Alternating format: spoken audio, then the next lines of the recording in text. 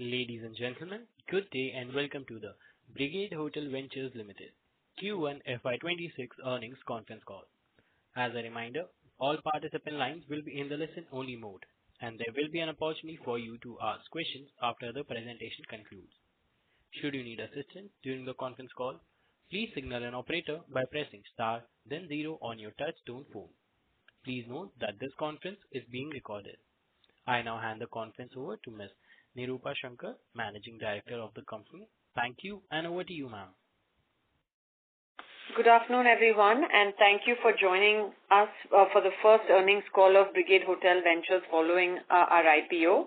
I am joined by the senior management of BHVL, Mr. Amar Mysore, our Director, Mr. Anand Natarajan, our CFO, Mr. Manoj Agarwal, our COO, and Mr. Ryan Arhana, our VP Operations.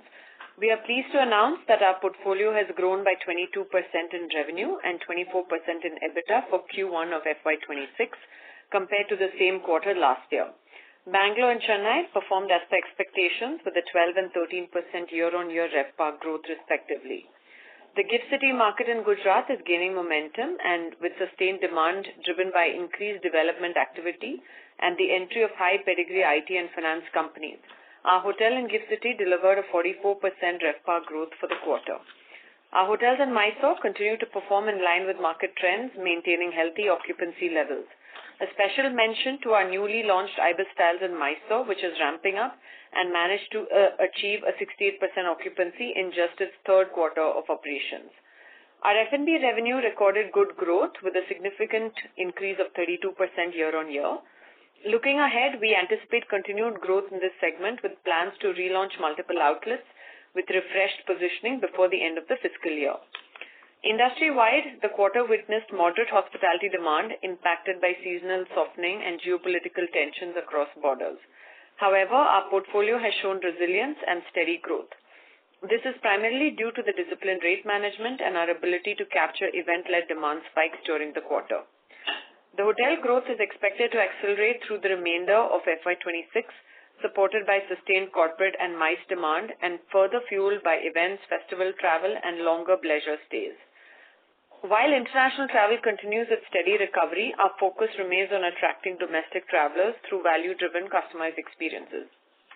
With the successful completion of our IPO and the availability of funds coupled with cash flows from operations, we are well positioned to add 9 new hotels and double our total key count over the next 4 to 5 years. As part of Brigade Group, we have always been ESG conscious across all our business verticals. Continuing this commitment at BHVL, we are proud to announce that our entire portfolio is now EDGE certified, marking a significant milestone in our journey towards sustainable and resource-efficient development. EDGE, which stands for Excellence in Design for Greater Efficiencies, is a globally recognized green building standard developed by the IFC, or International Finance Corporation. This certificate reflects our success in reducing energy and water usage by 20% or more, as well as lowering embodied carbon in our materials, demonstrating measurable impact and environmental leadership. With that, I would like to hand over to our CFO, Mr. Anand Natarajan, for a detailed financial highlights. Thank you. Thank you, Nirupa, and good afternoon, everyone. On behalf of the company, we would like to welcome you to the earnings call of Q1 FY 2026. Our Managing Director, Ms. Nirupa Shankar, has already shared operational highlights. I'll be sharing key financial highlights for the quarter. To start with the consolidated financial performance for Q1 FY 26, the consolidated income for Q1 FY 26 stood at INR 125 crores against INR 102.2 crores in Q1 FY 25, an increase of 22.3%.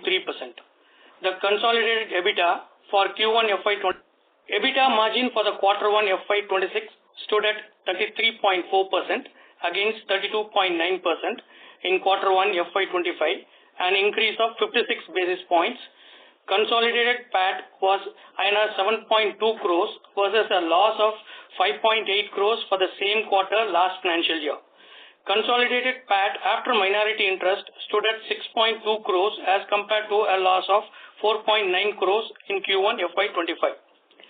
Turning to the debt position and its breakup, the consolidated gross debt of the company stood at INR 633 crores as on 30th June 2025. The cash and cash equivalent stood at INR 16 crores. Therefore, the company's net debt outstanding as on 30th June 2025 is INR 617 crores.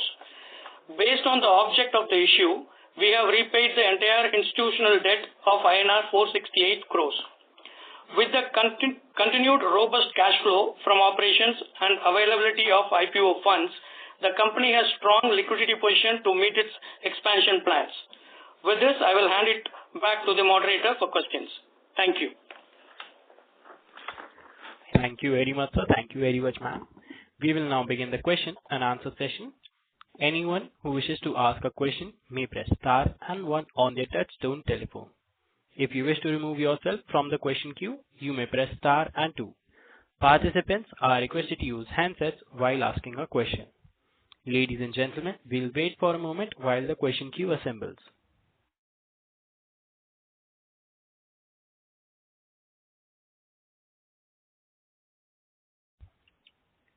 A reminder to all participants, you may press star and one to ask any questions.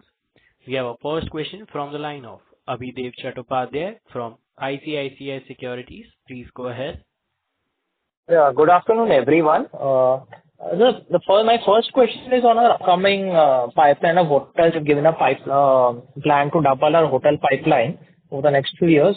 Could you give us some idea on what is the planned capex, either on a per room basis or on a cumulative basis, absolutely for this? And how are you looking to fund this in the coming years? So that is the first question. Thank you.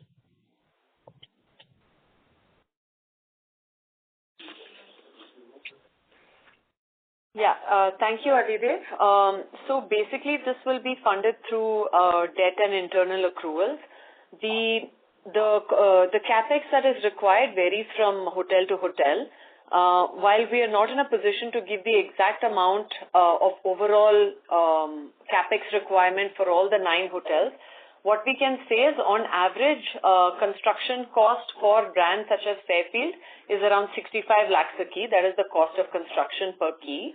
And for the higher end hotels, like what we have already declared, like the Grand Hyatt, Intercon, and Ritz-Carlton, on an average basis, the cost of construction per key could be around 1.75 to 2 crores a key. That's the data that we can give at the moment. Sure. The second question is in terms of the demand, considering we had some recovery in July last year, right? Post the lull in the Q1, right? That is at an industry level. How are you seeing the demand shaping up in the current quarter? Could you just give us some flavor, directionally, where we are on a year-on-year basis? Yeah. Thank you.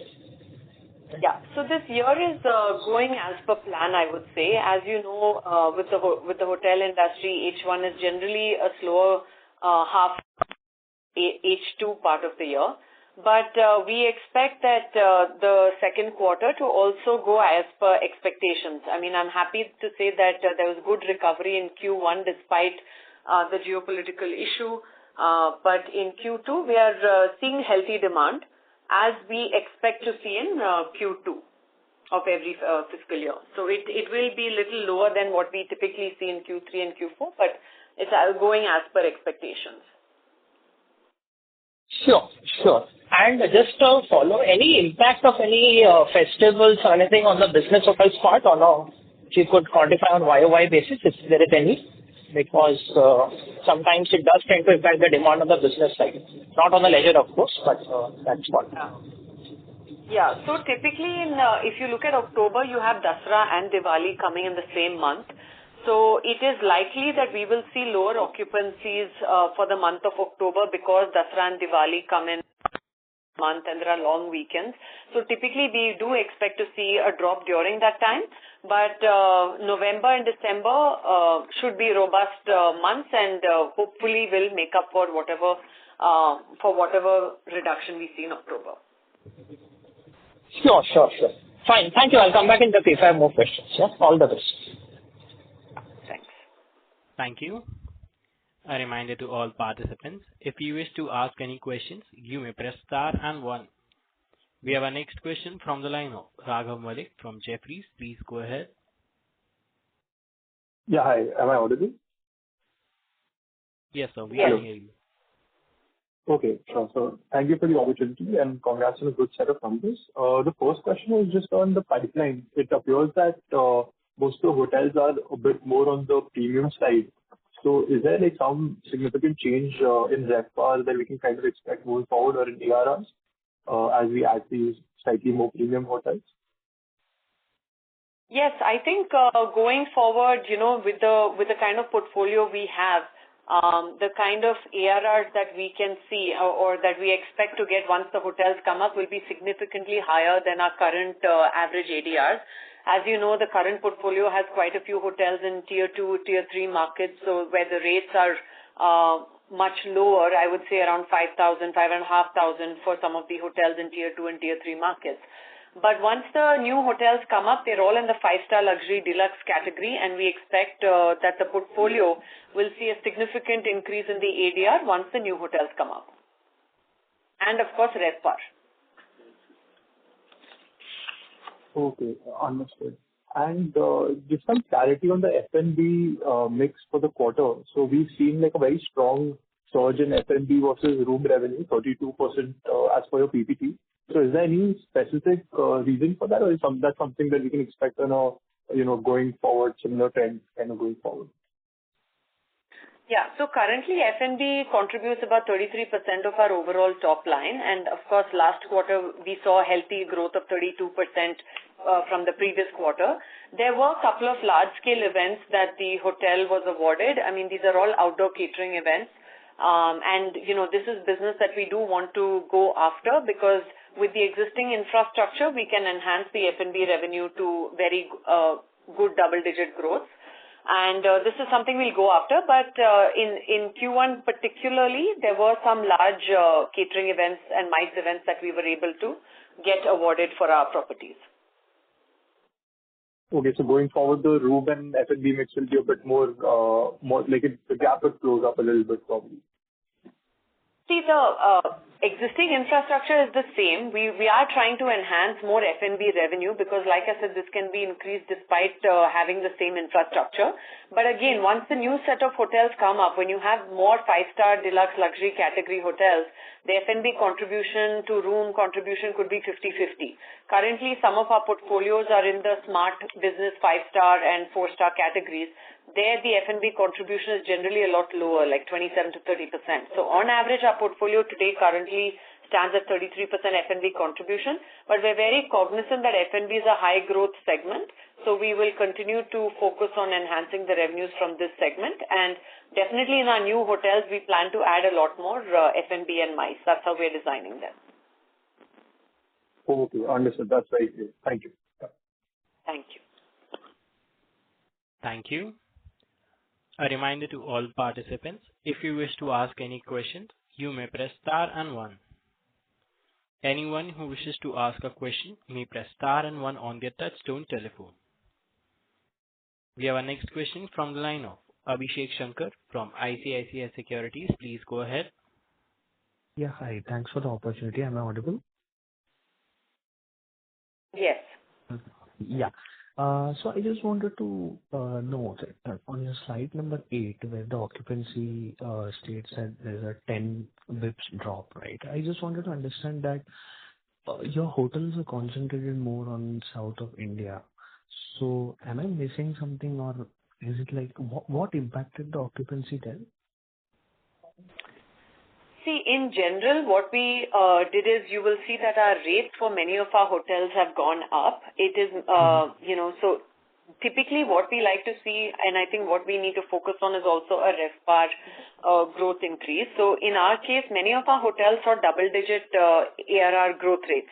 In some cases, that is offset by lower occupancy. So it's always I would say a give and take play between ADR and occupancy. So I wouldn't get too concerned with the lowering of occupancies because sometimes the hotels could have had 80+% occupancy and now they may have come down to maybe a 75% occupancy. So overall, I would say since we've seen a growth in RevPAR, I think it's a good indication. What we can expect to see is we will continue to have this play. There was some dip in occupancy also because, some rooms might have gotten cancelled because of the geopolitical issue, but we've made it up in terms of the ADR and the overall revenue. So there's overall the portfolios are at a very healthy 75% occupancy, which we expect that by the end of the fiscal year it will be much higher than this. So portfolio-wide, having a high 70+% occupancy is still very healthy. Okay, sure. Thanks. That was from my side. Thank you so much. Thanks. Thank you. A reminder to all participants, if you wish to ask any questions, you may press star and 1. Anyone willing to ask questions may press star and 1. We have our next question from the line of Vikas Jain from Reliance Securities. Please go ahead. Yeah, good afternoon, everyone. So I just wanted to know, you mentioned that the 60 lakh rupees is for the Fairfield Key and 1.5 to 2 crores for the other part of the hotels. So what is the average break-even period for any hotel you look at when you work out any visibility? And if you can throw some light on the average room rate per going forward. Sorry, could you repeat the second part of your question? The average room rate going forward over the next 2 or 3 quarters or maybe next 2 years, what will it look like? Because with new facilities coming up in the metro cities. Yeah, so for the first part, the operational break-even we try to get in quarter 2 or quarter 3 itself. So operationally, we expect the hotel to break even in quarter 2. But overall for the entire hotel, it's hard to say at what occupancy it will break even because it depends on the rate. So again, it typically depends on a rate come occupancy game. And the second part of the question on the ADR. ADR, we expect to see a double-digit growth year on year because the portfolio is been operational for quite some time. We think that it will be growth, but low double-digit growth, I would say. Okay. So it will be maybe in the range of around 10 to 15% or even more than that? ARR? See, the luxury hotels, it depends on the market. When we look at, say, a Ritz-Carlton, they are highly high-end, deluxe, exclusive category. So, we have to wait and see what the market will be at that point in time. But we have done our market study to understand what the expected rate should be. If you study the Hyderabad and the Chennai market, especially on ECR market in Chennai and the Hyderabad high-tech city or financial district market, you'll know that the hotels are doing extremely well. Currently, they are doing rates of maybe even 18 to 20,000. So there's nothing to suggest that we cannot expect similar rates or maybe even higher, considering that our hotels will come in, sometime maybe 3.5 years from now. So those are the things we have underwritten at, but of course it really depends on the market at that point in time. But we expect it to grow significantly is all I can say without giving an exact number at this point. Okay. Thank you. Thanks a lot and all the best. Thank you. A reminder to all participants, if you have a question, you may press star and 1. We have our next question from the line of Raghav Malik from Jefferies. Please go ahead. Yeah, hi. Thanks again. So just a specific question on Ibis Styles, which was opened more recently. How is that property tracking currently? And yeah, I also follow up on Ibis. I'll come back after answer. So we're quite happy with the way it's performed because it's still in the first year of operations. It literally opened in October of last year. And already we are seeing an occupancy of close to 70%. It's currently 68%. But that's a very healthy occupancy percentage for a hotel that's just been open hardly for 2 to 3 quarters. And rates, the Mysore average rates is around 4,500 odd. So the hotel is tracking around there. Okay, understood. And also, is there any plan to, some of the newer hotels that we add, will any of them be from with partnership of with the Ibis portfolio, given that they recently announced that they'll be significantly adding hotels in the next couple of years? So is there a potential opportunity to expand the partnership here with this brand? So currently, as you know, we have the 9 hotels planned, and none of them are with the IBIS portfolio. So I'm sure all the hotel chains are growing quite rapidly. So we already have a strong partnership with Accor, Marriott, IHG, and of course now Hyatt as well. As of now, we're not signing any new hotels with IBIS Styles. Okay. Going to be just one last question. Yeah. Sorry. Go ahead. I said most of our hotels are going to be in the upscale category, in the 4, 5, and 5-star deluxe category. I would put IBIS in a more mid market, I would say. Okay, understood. So we'll be going more on the premium side. Got it. And just one more question, if I may. So recently, there's a lot of job cuts that we're seeing in the IT sector, and we do have some weightage of hotels in Bangalore and Hyderabad particularly. So is there any impact that we're seeing of that on maybe RevPARs or ARRs for in the last month or two? How would that be tracking, and particularly maybe the impact on MICE as well? See, the hotels have been doing very well, even in all the major business markets. We understand that, Bangalore used to be very dependent on just the IT services industry. But now with the advent of the number of GCCs, Bangalore is the city in India with the highest number of GCCs entering the market. Apart from that, co-working brands, a lot of office requirement is being taken up by co-working brands and India-facing brands and India-led companies. So the dependency, I would say, on IT and IT services, be it in the office market and then in the hotel market, is reducing. There are more industries coming up, like the financial services, like pharma, like biotech, a lot of deep tech companies. So I would say overall dependency on IT and IT services has reduced, and seen any softening of demand in our properties, be it in Bangalore, any of the or Chennai. Sorry. Go ahead. Yeah. Hi, this is Manoj here. Just to add on to this point, right now our portfolio is very well diversified in terms of the segmentation and in terms of geographical also, although we are only in the southern cities, but in southern cities also it's well diversified between leisure and business and tier 1 and tier 2 cities. And with very conscious effort, our segmentation is also very well diversified, meaning our corporate segmentation, the business from corporate segment is, we have kept it at around 1/3, and the rest of it is a mix of retail and the groups and crew. So I would say, our dependency on corporate business per se is not that much. And having said that, during the quarter, we have not seen any softening of corporate demand as well. That has remained at a very healthy level. Okay, understood. Thank you so much. Thank you. A reminder to all participants, if you wish to ask any question, you may press star and 1. Anyone wishes to ask a question may press star and 1 on their touchtone telephone. We have a next question from the line of Abhishek Khanna from Kotak Securities. Please go ahead. Hi, ma'am. I just wanted to understand, is there a strategic shift in the thinking where we're moving from being a mid-tier focused hospitality company to a more premium / luxury focused company, because we're adding a lot more Ritz-Carlton, JW, Marriott, etc., which we have in our pipeline.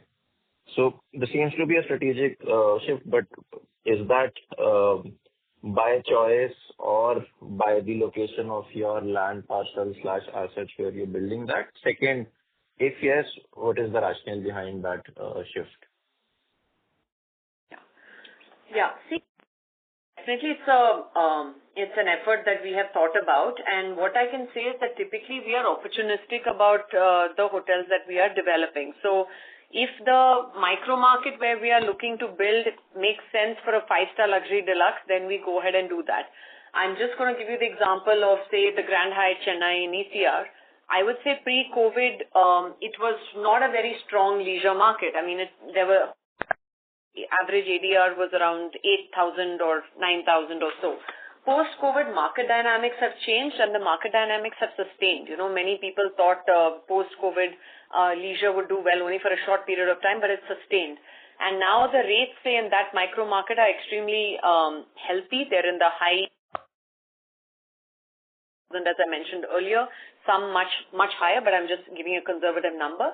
So then we believe that that property can take a Grand Hyatt. Now, for instance, near the airport, where we have, and in the other micro market in Brigade, Valencia, where we're doing another Fairfield, those micro markets can't take five-star luxury deluxe properties, or rather we have, especially in Electronic City in Burma Sandra, that market we believe is best suited for a brand like Fairfield, which is like a four-star hotel that we would be developing. Near the airport, we found that there were a lot of five stars already, and we wanted to do a very MICE-driven four-star hotel like Marriott. So for us, we take our decision based on every micro market, and we do believe that having larger hotels with more F&B, when you do large five-star deluxe hotels, you can add more F&B, you can add more MICE, and that supports the overall hotel as well. So it's very micro-market dependent, I would say. And we take a call based on each micro-market and wherever we get the land. So I would say the positioning, the brand, everything is decided based on the location of the hotel and what that micro-market demands. And for the future land acquisitions that you would look to make or you would be considering, would you be focusing on city centers, tier 1 cities that way? I mean, I understand it depends on the location, but at least in terms of the direction, would you be focusing more on locations which are CBD or the ones that can support such five-star properties, or you'd be open to either, whether it's a mid-scale centric location or it's a luxury specific location? So we are currently evaluating multiple opportunities. We are looking at some potential leisure markets. We're also open to looking at other locations in tier 1 cities. We're not currently looking at too many tier 2 markets, I would say, unless it's like a major leisure destination. So I would say the primary focus would be on strong leisure or bleisure where you have strong leisure and business markets, or it would be your tier 1 cities. As of now, we're not looking too much at the tier 2 business cities. Sure. And just lastly, just a related one to this, while we understand your luxury/premium hotels would do incrementally better in terms of the absolute earnings as well as maybe the EBITDA margins that they could deliver, on the return-wise metric, maybe the return on capital that you're putting in, is there a conclusive reasoning to say that maybe a luxury property does better versus a mid-tier property, or it just depends on how well you're able to perform in either of these hotels? See, it depends on so many things, the land cost, the capex that you put in. I would say between the land cost and the capex itself would account for significant of the upfront investment. So then it really based on the capex and land. So we also take a call on the brand depending on the cost of land, etc. So for instance, you wouldn't put a budget hotel on land that is very expensive. So whether we do a 4-star, 5-star, 5-star luxury deluxe, I think the metrics and the return expectations would be similar. All right, sure. That makes sense. And just what those return expectations are, maybe second, third year, whatever way you track it internally, is there a return on capital employed metric that you track for maybe the mature asset? Is there a number that you could share? Yeah, typically we have, we do our IRR thresholds and we also do the payback period, etc. But generally by the third year, we expect that the hotel should at least start repaying its debt, should be able to stand on its own 2 feet. And, we have high-teen return expectations from all asset classes, annuity income asset classes, I would say. So it's no different for hospitality. All right. Sure. Thanks a lot.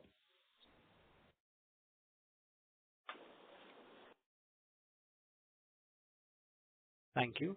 A reminder to all participants, you may press star and 1 to ask a question. Anyone who wishes to ask a question may press star and 1.